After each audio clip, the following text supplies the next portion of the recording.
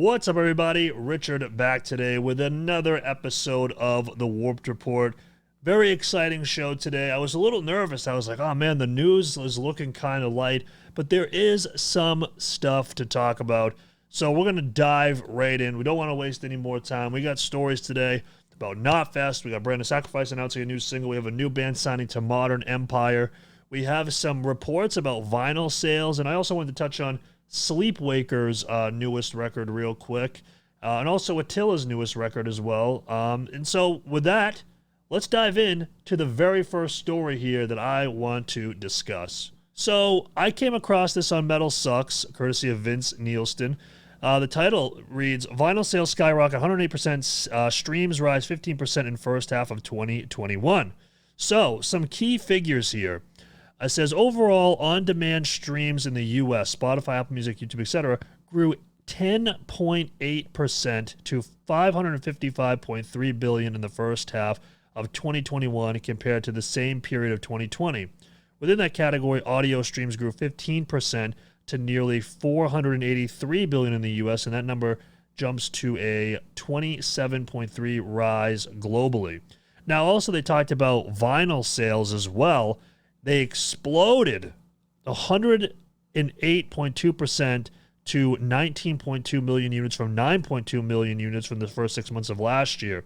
Even CD sales, which have been on the downward slope for years, posted a 2.2% gain with 18.9 million units shifted. And then they cite the reason why here. Changing consumer habits brought on by the pandemic directly led to the resurgence of interest in CDs and the meteoric rise of vinyl, it is widely believed.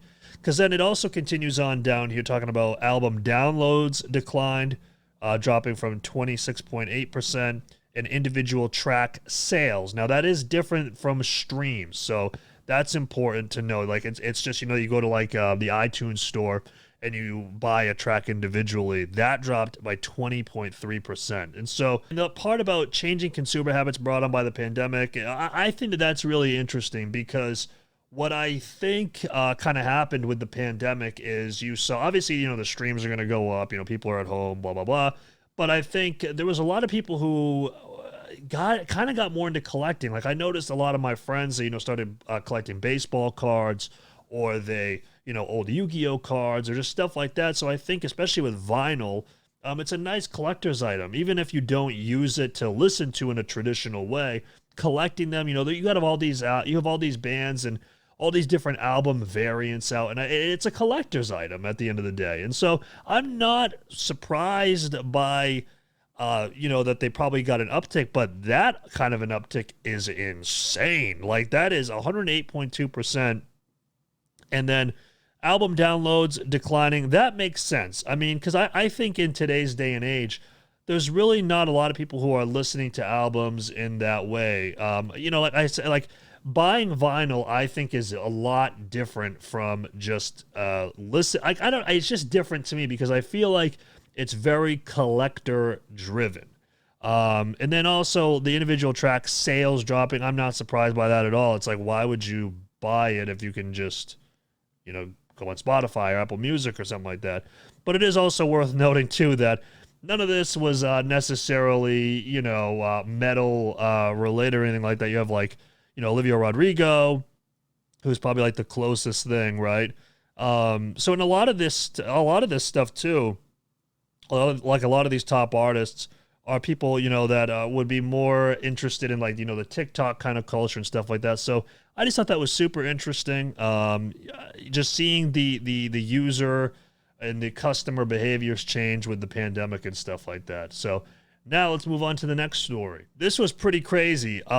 This is quite the lineup here. So Slipknot has announced Knotfest Los Angeles, which is going to be, oh man, look at this. Knotfest Los Angeles at Bank of California Stadium on Friday, November 5th. This is, you got Slipknot, Bring Me the Horizon, Killswitch Engage, Fever 333, Code Orange, Vended, and also Cherry Bombs. That is massive. I mean, I don't want to try to overstate it, but that is a massive lineup that I think is going to get a lot of attention. And another band who's probably not, quite as big as the Slipknots or the Bring Me the Horizons of the world, but a band that is on the rise is Brand of Sacrifice. Now, they recently just put out a record. They very recently put out a record, and they're already dropping another single. And we have this teaser footage here that I'm going to play for you. If you want the rainbow, you have to put up with the rain. There's no shortcut. There's no other way. We have to act. They would tear you apart. I'm not going to stand here and do nothing.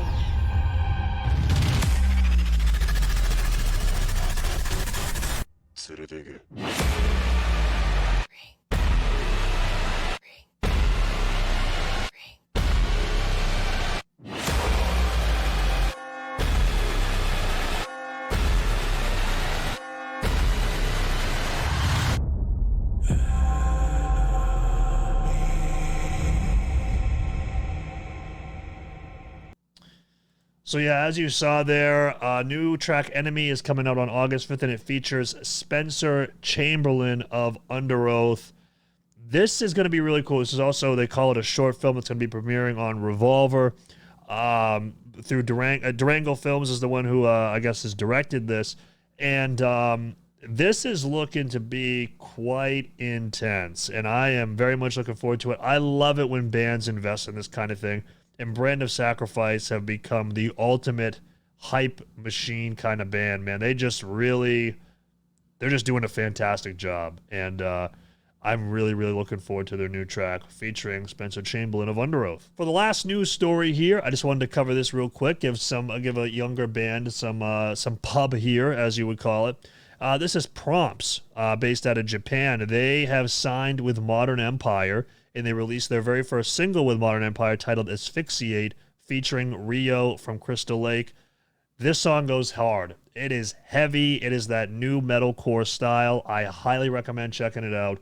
And congratulations to Prompts for signing with Modern Empire. So lastly, I just wanted to quickly cover a couple of albums that came out recently. Number one, Sleepwaker Alias. I enjoyed this album overall. I gave it about an 8 out of 10.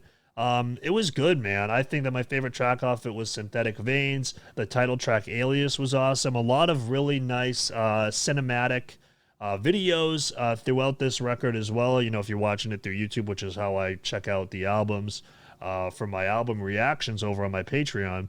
And so I enjoyed it. It's like very genty, emotional music, man. I highly recommend checking that out. And then also ATTILA, they came out with their record Closure. And now there's a lot of songs on there. And listen, we all know with ATTILA, the lyrical content is always going to kind of be a little, you know what I mean? Like, we all know that. But there are some songs that are like, that I was kind of very impressed by. And the first one is Anxiety. The very first track comes out the gate hot with some heavy, just down-tuned, hanging, down riffs. Like, I was very surprised by that.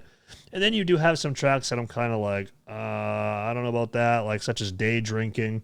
But overall, it's an okay record. I mean, there's probably like 3 or 4, maybe 2 to 3 songs that I would really, kind of recommend. And I think that would be Clarity, Anxiety, as I mentioned. And then I don't know, I kind of have a little bit of a soft spot for the track Metalcore Manson, despite it obviously being probably a reference to, obviously Marilyn Manson, who's not a great human being by all accounts. But those are the tracks that I would recommend checking out, headlined by Anxiety. And then, like I said, for Sleepwaker, you got to check out the track Synthetic Veins.